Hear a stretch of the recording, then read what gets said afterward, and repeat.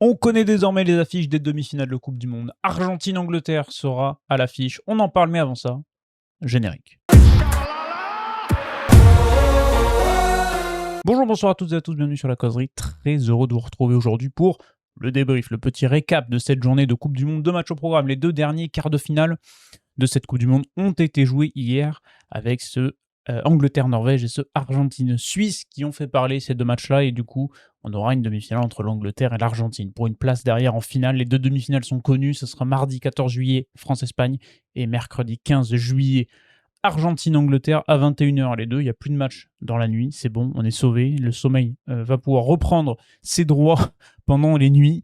Et on va poursuivre tranquillement par ce petit récap Coupe du Monde avant d'aborder une ou deux petites news qui traînent par-ci par-là. Et donc on est parti tout de suite. Vous pouvez évidemment vous abonner à cette chaîne, liker cette vidéo, activer la cloche, vous connaissez la musique et les analyses de France-Maroc et de ce Espagne-Belgique qui sont sortis. Vous pouvez aller les voir. Vous avez une playlist Coupe du Monde pour voir toutes les vidéos, pour voir nos pronos foireux de début de Coupe du Monde avec, je pense, un bon... je pense qu'on en a 2 sur 4. On avait le France-Espagne peut-être en demi, mais c'est tout.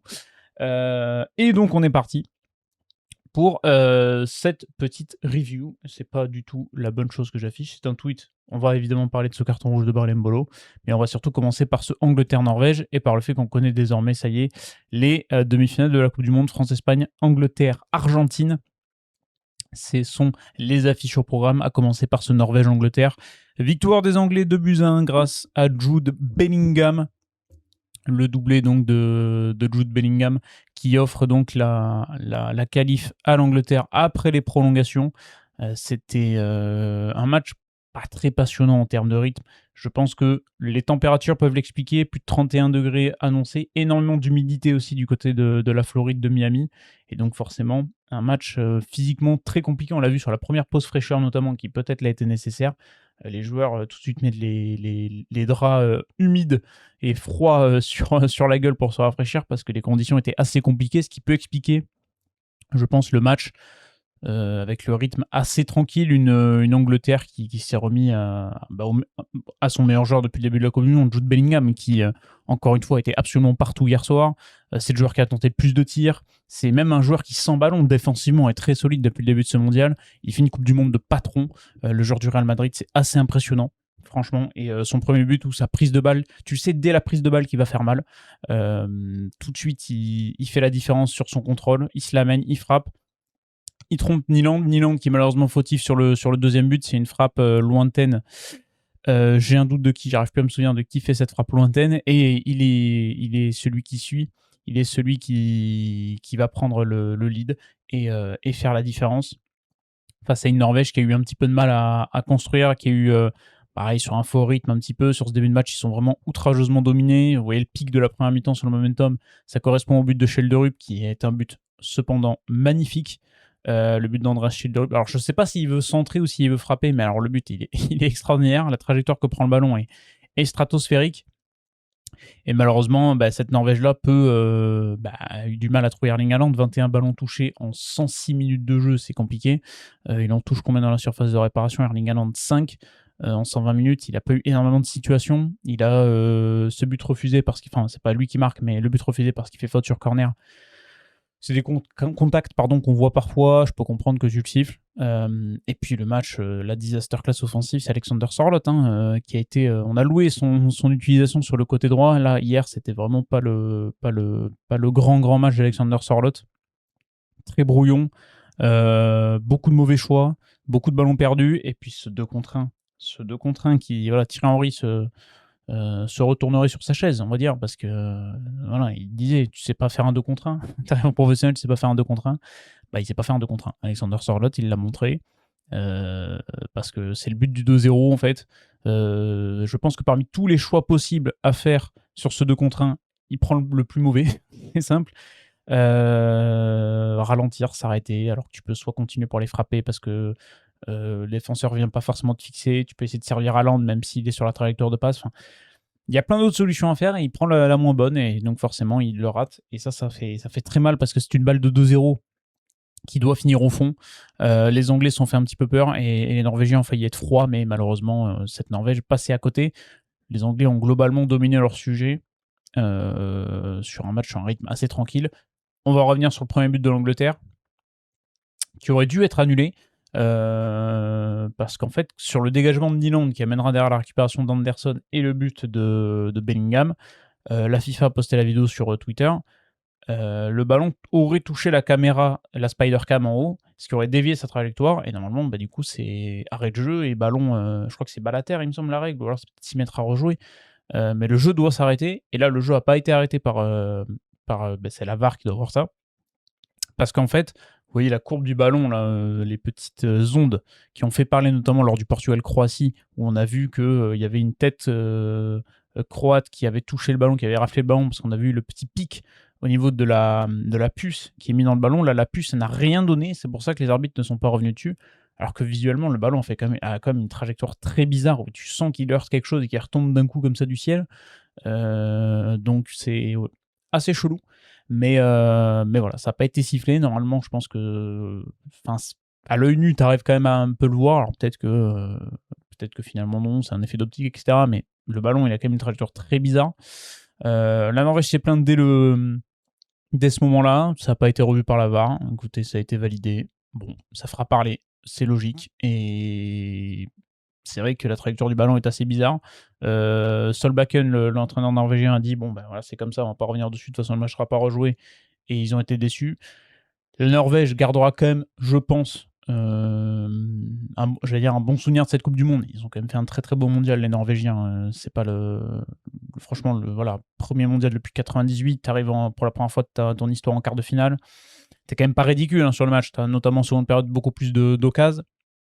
C'est vrai que Thomas Tuchel a peut-être gagné la bataille tactique avec ses changements. La bonne entrée de Bukayo Saka, le replacement d'Eze quand il rentre. Spence, mine de rien, fait pas une mauvaise rentrée. La rentrée de Dan Burn, qui rentre, mais vraiment pour ce genre de choses-là. Dan Burn, c'est impressionnant. Il touche 4 ballons sur les 9 minutes qu'il joue. Mais les 4 ballons, en fait, c'est 3 interventions défensives, 3 dégagements de la tête sur les 4 ballons, quoi. Et le mec mais c'est une tour de contrôle avec son double mètre. Là, il prend tout. Contre le Mexique, c'était déjà le cas. Quand il rentre, l'Angleterre passe à 5, c'est verrouillé complet, plus rien ne passe. Et lui, il prend tous les ballons aériens. Et en plus, il te les sort loin avec sa tête. Contre le Mexique, j'ai le souvenir d'un ballon qui sort, qui repart jusqu'au milieu de terrain dans la partie de terrain mexicaine. Dan Burn, c'est quand même le spécialiste. J'étais en train de m'imaginer, comme je te disais la dernière fois, une charnière centrale Dan Burn, Soutard, mort de rire en imaginant ça, la défense qui prend tous les ballons de la tête. Mais dans son rôle qu'il a pour sa première Coupe du Monde, je crois, à Dan Burn, il fait largement le boulot et ça fait partie de ce genre d'éléments de groupe où tu sais que tu vas pas jouer souvent, tu sais que tu as un rôle très précis dans certaines situations de match pour garder un score, et il le fait parfaitement. Et ça, c'est à souligner. Mais cette Angleterre-là, voilà, continue son petit bonhomme de chemin. C'est sorti du bourbier contre les RDC, c'est sorti du gros bourbier à Mexico contre la sélection mexicaine. Et là, ils se sortent contre un très gros, la Norvège, qui a peut-être manqué encore une fois d'allant offensif. C'était un peu le cas contre le Brésil. Ils étaient remis à Erling Haaland. Là, Erling Haaland a pas su avoir les ballons qu'il fallait. Et forcément, ça passe pas. Mais bon, ça arrive. L'Angleterre poursuit son chemin. C'est pas déconnant. Et elle affrontera l'Argentine en demi-finale. L'Argentine qui est venue à bout de la Suisse après les prolongations également 3-1. Quel match de merde. Très honnêtement, quel match de merde. Enfin, j'abuse peut-être un peu, mais l'Argentine est vraiment... En fait, plus elle joue, plus elle se qualifie, moins plus elle est inquiétante, en fait, cette Argentine. Franchement, il n'y a rien. Enfin, les 80 premières minutes, allez, jusqu'au carton rouge de Brahim Mbolo, 72e, mais même, tu peux aller plus loin, sur les 80-90 minutes, en réalité, mais il n'y a rien, quoi. Qu'est-ce que tu veux garder de cette Argentine-là qui ouvre le score grâce à un coup de pied arrêté, Lionel Messi, 10e passe décisive pour Lionel Messi, qui devient le meilleur passeur de l'histoire de la Coupe du Monde. 10 passes décisives à 10 joueurs différents pour Messi. De Hernan Crespo en 2006 jusqu'à McAllister en 2026, 20 ans de Coupe du Monde. Et bien 20 ans de passes décisives pour Lionel Messi. Pour la tête de McAllister qui est parfaite, qui trompe Gregor Kobel, mais l'Argentine marque à contre-temps parce qu'ils sont dominés sur cette première partie de match-là, et même sur toute la première mi-temps derrière. C'est la Suisse en fait qui mène le match. C'est la Suisse qui met le plus de danger avec un Dan Endoy qui a été remuant sur son côté gauche. Mais en fait, avec le ballon, l'Argentine ne savait pas quoi faire. C'était très brouillon, très peu de construction de ballon. Les 4 milieux de terrain, là, McAllister, Paredes, De Paul et Enzo Fernandez, ils ont fait un match avec ballon qui était quand même assez compliqué, même catastrophique, franchement. Dans la construction du jeu, c'était pas beau. Il y avait pas d'idée. Défensivement, tu te remets à un Dibu Martinez qui fait mine de rien, fait pas une mauvaise Coupe du Monde, il reste décisif. Romero, Lisandro Martinez, là, du coup, ce trio derrière reste quand même solide, même s'ils ont été, ils se sont fait ouvrir à plusieurs reprises sur certains matchs. Ils ont été décisifs en marquant des buts. Défensivement, là, ils font encore un match plutôt solide, etc. Mais dans cette construction-là, l'Argentine, bon, c'est peut-être une banalité que je vais dire, mais c'est l'équipe la plus faible des demi-finalistes de ce dernier carré-là, parce que dans le jeu, il n'y a pas grand-chose. Tu te fais bouger par le Cap-Vert, c'est leur première Coupe du Monde, ils arrivent à t'amener au prolongue. L'Égypte, qui n'avait pas gagné un match de Coupe du Monde avant cette édition 2026, pareil, ils te mettent dans le dur, et si t'as pas un Lionel Messi qui sort du bois dans les 10 dernières minutes, tu prends la porte. Là, tu te fais peur contre une Suisse qui a fait un très très bon match et qui fait une très belle Coupe du Monde, cependant, les Suisses, et tu t'en remets au fait que Brelem Bolo prenne un rouge, que la Suisse est réduite à 10, et donc du coup elle doit défendre corps et âme pendant 40 minutes avec les prolongations, et du coup il y a un moment ça craque parce que tu as l'inspiration magnifique de Julian Alvarez, mais encore une fois tu es obligé de te remettre à une individualité qui va sortir de son chapeau quelque chose, parce que la Coupe du Monde de Julian Alvarez, elle est très compliquée. Son match-là, encore une fois, il fait beaucoup d'efforts, Julian Alvarez, sur ce match-là. Franchement, il a un match un peu bâtard parce qu'il fait énormément de courses. Défensivement, il était très très présent. Mais du coup, son rendement offensif en pâtit grandement. Et en fait, en prolongation, il a un éclair, il a une frappe qui sort du chapeau et elle est magnifique, elle est sublime, cette frappe de Julian Alvarez. Et il va sortir l'Argentine du bourbier. Et après, bon, le dernier but, c'est Lautaro Martinez. C'est très mal négocié par Thiago Almada qui, mine de rien, fait une bonne rentrée. Mais voilà, et Lautaro suit parce que la Suisse est obligée d'attaquer et perd 2-1. T'es à la 120e minute de jeu, c'est la fin du match. Tu mets un contre, c'est Cajo, voilà, 3-1. Mais en vrai, sur ce match-là, les Argentins, dans le jeu, même dans les choix de Scaloni, je trouve que Nico Gonzalez, il rentre très tard. Pareil, Thiago Almada, ça rentre très tard. Tu laisses Nico Paz sur le banc, tu laisses San Giovanni Lo Celso sur le banc. En fait, ils sont des milieux de terrain qui jouent au ballon. Et t'en avais besoin des mecs qui tenaient le ballon, qui jouent au ballon, parce que t'en avais pas sur les 90 premières minutes. C'était quand même bien bourbier, bien compliqué. C'était vraiment pas beau, c'était pas esthétique. Tu aurais les statistiques, certes, tu finis avec 22 frappes, mais si tu prends la première mi-temps, tu frappes 3 fois au but, 0,28 XG, 2 ballons touchés dans la surface de réparation adverse. Alors tu vas me dire, là, c'est ultra efficace. Et deuxième mi-temps, 9 ballons touchés dans la surface adverse, 6 frappes, une cadrée, 0,60 d'expected goals. T'as plus le ballon parce qu'à partir de la 70e, la Suisse est obligée de se replier sur elle-même. Et après, en prolongation, 14% du ballon pour la Suisse, 86% pour l'Argentine et 60-40 sur la deuxième mi-temps de la prolongue, mais parce que voilà, t'as une physionomie de match où la Suisse est réduite à 10. Avec ce carton rouge de Brelem Bolo qui a fait parler, c'est le 4e joueur qui est exclu pendant une Coupe du Monde à cause d'une simulation. Après Asamoah Gyan en 2006, Luis Pérez en 2006 et Francesco Totti en 2002. Brelem Bolo qui, alors là, pour le coup, autant ses larmes, ça fait chier parce que tu sens il sent qu'il a fait une connerie, en fait, Brelem Bolo. Il est complètement abattu, mais tu peux pas simuler, en fait. Tu peux pas simuler, alors que d'autant plus quand tu as déjà un carton et d'autant plus quand tu sais qu'il y a la vidéo. Tu peux pas simuler quand il y a la vidéo. Et maintenant, on le sait, la VAR, pendant cette Coupe du Monde, peut revenir sur une situation de deuxième carton jaune et peut revenir si c'est le mauvais joueur qui a été sanctionné sur une faute. Alors, l'application de la règle sur cette situation-là précise, elle fera débat, parce que c'est pas exactement ce qui est écrit dans le règlement. Mais si tu arrives à tordre un petit peu le règlement, chercher les petites zones grises, tu vois que la VAR, elle peut intervenir sur ce genre de choses, parce que je vais pas commencer à faire l'anglais, là, j'ai commencé à partir dans un truc, je suis parti dans un truc bourbier, là, je me suis embarqué dans une prononciation un peu bourbier, mais il s'est trompé de joueur en avertissant Paredes, il annule le jaune pour revenir sur la faute d'Embolo. C'est pas exactement comme ça que doit s'appliquer le règlement, mais en soi, la faute d'Embolo, il doit jamais simuler, en fait. Tu le sais, en plus, d'autant plus que tu as un carton jaune, d'autant plus que tu as la vidéo, dans un match où en plus tu es dans un temps fort suisse, où tu domines l'Argentine, parce que la Suisse finit en 11 contre 11, je suis pas sûr que l'Argentine passe, très honnêtement, quand tu vois la production footballistique de cette Argentine, et fait par Scaloni.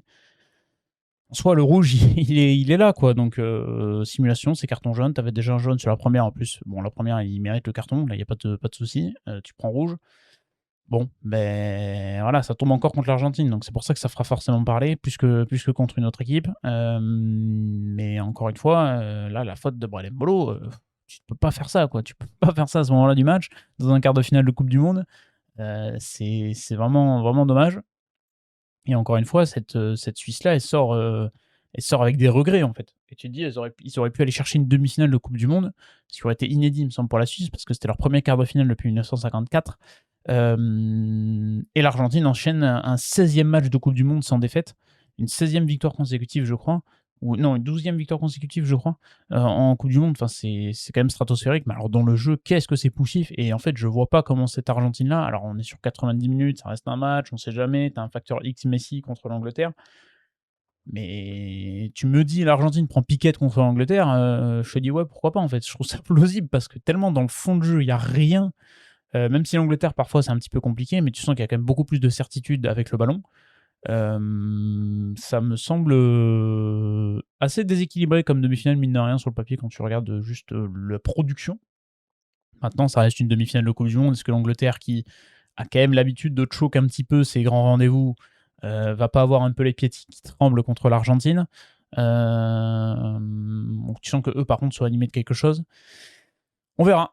Ça va être un match très curieux. Je suis très curieux de voir ce match-là. Franchement, très honnêtement, le réveil, le France-Espagne va être monstrueux aussi. Je pense que là, on va se régaler. Mais ça va être des très très belles demi-finales. Ça va arriver vite parce que c'est déjà mardi. Donc voilà, il y aura ce lundi à passer tranquillou. Jour de repos de Tour de France en plus. Il n'y aura pas grand-chose à regarder. Mais bon, on fera une vidéo rugby pour vous donner quelque chose sur la chaîne à manger. Et puis on va pouvoir tranquillement évoquer cette demi-finale également pour la suite. Moi, je garde mon France-Angleterre en finale. Ça reste mes pronos.